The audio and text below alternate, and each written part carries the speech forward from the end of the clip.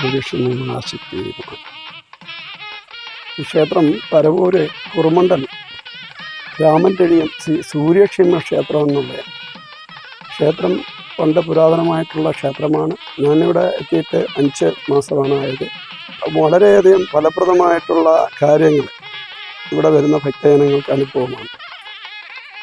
ഇപ്പം 5 മാസത്തോളം പൂയം നക്ഷത്രം തോറും ഇവിടെ നെയ്ദീപസ്ഥിതി പൂജ, അതിന് ഓരോ പൂയം നക്ഷത്രങ്ങളിലും ഇവിടെ വർദ്ധിച്ചു വരുന്ന ഒരവസ്ഥയാണ്.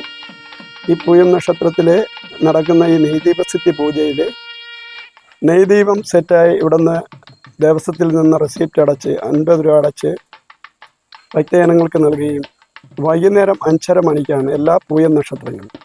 ഇപ്പോൾ ഈ 5:30 മണിക്ക് നടക്കുന്ന ഈ പൂജത്തിൽ ഈ നെയ്ദീപം ഇവിടെ നിന്ന് ജ്വലിപ്പിച്ചു കൊടുക്കുകയും 21 വലം സൂര്യക്ഷേമയെ വലം ചെയ്ത് സൂര്യക്ഷേമയെ മാത്രം സ്മരിച്ചുകൊണ്ട് 21 വലം പൂർത്തീകരിക്കുമ്പോൾ അത് ദേവിയുടെ മുമ്പിൽ ആരതിയായിട്ട് സമർപ്പണം നടത്തി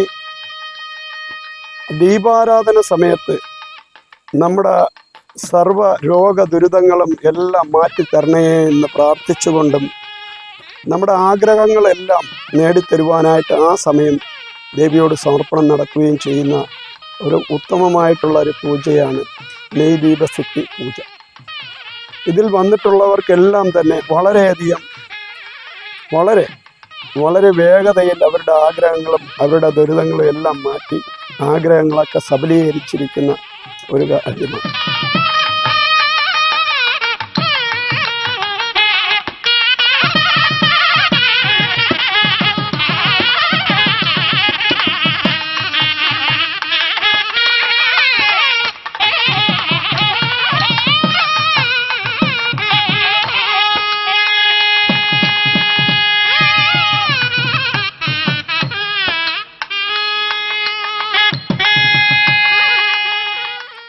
ഈ ക്ഷേത്രം നൂറ്റാണ്ടുകൾ പഴക്കമുണ്ട്.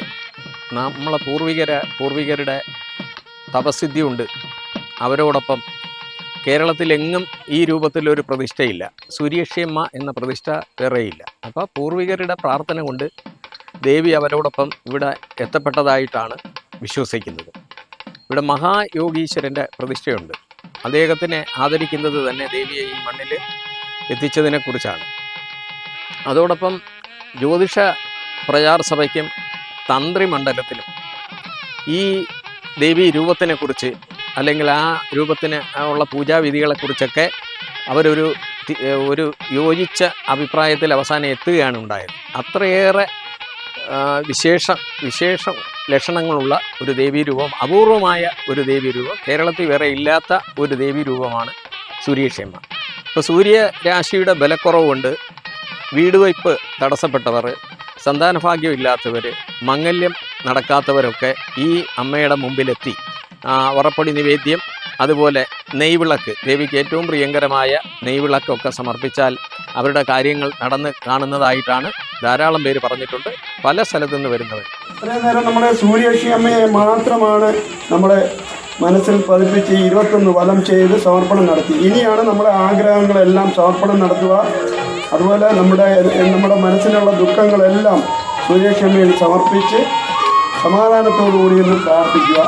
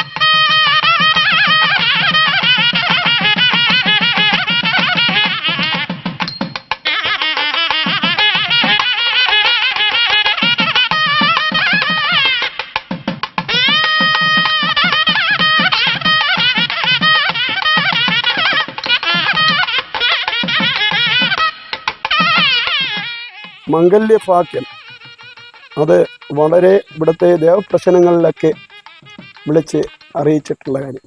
അത് സൂര്യൻ്റെ മൗഢ്യവും സൂര്യരാശിയിലുണ്ടാവുന്ന നീചത്വവും അതുപോലെ നമ്മുടെ പാപദോഷങ്ങളൊക്കെ നിലനിൽക്കുന്നവർക്ക് ഇവിടെ സൂര്യക്ഷേമ്യ അഭയം പ്രാപിച്ചു കഴിഞ്ഞാൽ അവർക്ക് ഉത്തമമായിട്ടുള്ള മംഗല്യഭാഗ്യവും അതുപോലെ തന്നെ പൈശാചിക ശക്തിയിൽ നിന്നും മോചനം ലഭിക്കുവാനും വാത പ്രേത പിശാച് ഇങ്ങനെയുള്ള ദുരിതങ്ങളൊക്കെ അലട്ടുന്നവർക്ക് ഈ സൂര്യക്ഷേമ്യം വന്ന് പ്രാർത്ഥിച്ച് ആ ചൈതന്യം ഏറ്റുവാങ്ങിക്കഴിഞ്ഞാൽ അവരിൽ നിന്നും ഈ ദുരിതങ്ങളൊക്കെ വിട്ടുമാറി പോകുന്ന ഒരു അനുഭവമാണ്. ഇവിടെ ഈ തുട്ട് അഴകിൽ തന്നെ ഇവിടെ പുറ്റിങ്ങൽ അമ്മയുടെ മൂലസ്ഥാനത്തിന് സമീപത്താണെന്നുള്ളത്. അപ്പോൾ സഹോദര ബന്ധമാണ് ഇതിൽ നിന്നും നമ്മൾ മനസ്സിലാക്കുന്നത്. സൂര്യക്ഷി എന്ന് കേൾക്കുമ്പോൾ തന്നെ എല്ലാവർക്കും ഒരു പെട്ടെന്നൊരു ഋഷി എന്നുള്ളൊരു ഭയമുണ്ടാവുമെങ്കിൽ ഇത് സൂര്യമണ്ഡലം ഭേദിച്ചു പോയ പാർവതീദേവിയുടെ ഒരു രൂപമായിട്ട് തന്നെയാണ് സങ്കല്പം. ഈ ദേവിയോട് ഏത് കാര്യമാണ് നമ്മൾ സമർപ്പണം നടത്തുന്നത് ആ കാര്യത്തിന് വളരെ വേഗതയിൽ ഇവിടെ അച്ചിട്ടമായിട്ട് ഇവിടുത്തെ ഭക്തജനങ്ങൾക്ക് അതിൻ്റെ ഫലം ലഭിച്ചിട്ടുണ്ട്. അതുപോലെ ഇവിടെ ഏറ്റവും വലിയ ഉത്തിഷ്ഠ കാര്യസിദ്ധിക്ക് വറ നിവേദ്യമാണ്, വറപ്പടി നിവേദ്യമാണ് ഇവിടെ ഏറ്റവും പ്രിയപ്പെട്ടത്. അതുപോലെ താമ്പൂല സമർപ്പണവും പട്ടസമർപ്പണവും ഒക്കെ ഇവിടുത്തെ ദേവിക്ക് വളരെ വിശേഷപ്പെട്ട മഹത്തരമായ കർമ്മങ്ങളായിട്ടാണ് നടന്നു പോകുന്നത്.